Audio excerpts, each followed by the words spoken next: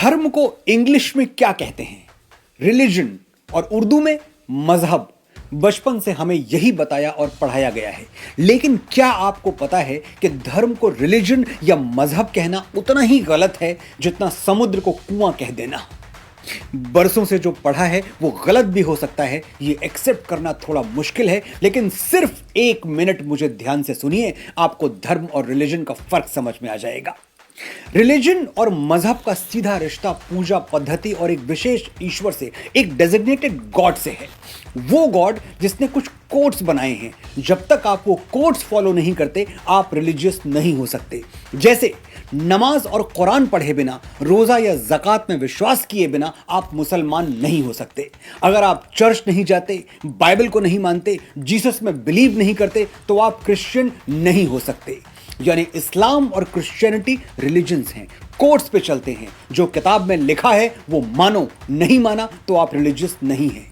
और धर्म क्या है? मत मानिए कोई किताब, मत बजाइए किसी मंदिर में घंटी, मत उतारिए किसी देवी देवता की आरती, फिर भी आप धार्मिक हो सकते हैं, क्योंकि फॉलो करने के लिए कोई कोड है ही नहीं, आसमान से कोई किताब उतरी ही नहीं। तो फिर श्रीमद् भगवद गीता और रामायण क्या है? सिर्फ अच्छा, कामयाब और भरपूर जीवन जीने का मैनुअल। इन ग्रंथों का धर्म से कोई रिश्ता नहीं है। धर्म का मतलब पूजा पद्धति नहीं, जीवन शैली है। It's not a way of worship, it's way of living. धर्म वो यूनिवर्सल लॉ है जो किसी पर भी अप्लाई हो सकता है। इसका कोई लेना देना हिंदू, मुस्लिम, सिख या ईसाई से नहीं है। कोई भी धार्मिक हो सकता है। हमारे मुसलमान और क्रिश्चियन भाई बहन भी धार्मिक हो सकते हैं, लेकिन एक हिंदू रिलीजियस नहीं हो सकता। 1 रूम वाला हवेली में आने का सपना तो देख सकता है, लेकिन हवेली वाला 1 रूम में जाने का सपना क्यों देखेगा? Common sense. ऋषि चारवाक के बारे में पढ़िएगा। वो नास्तिक थे, किसी देवी देवता या कर्मकांड में विश्वास नहीं करते थे, फिर भी हम उनको ऋषि मानते हैं। गौतम बुद्ध ने तमाम सनातन परंपराओं को ठुकरा दिया, और सनातन ने क्या किया? उनको 9वां अवतार कह के अपना लिया। ये है धर्म।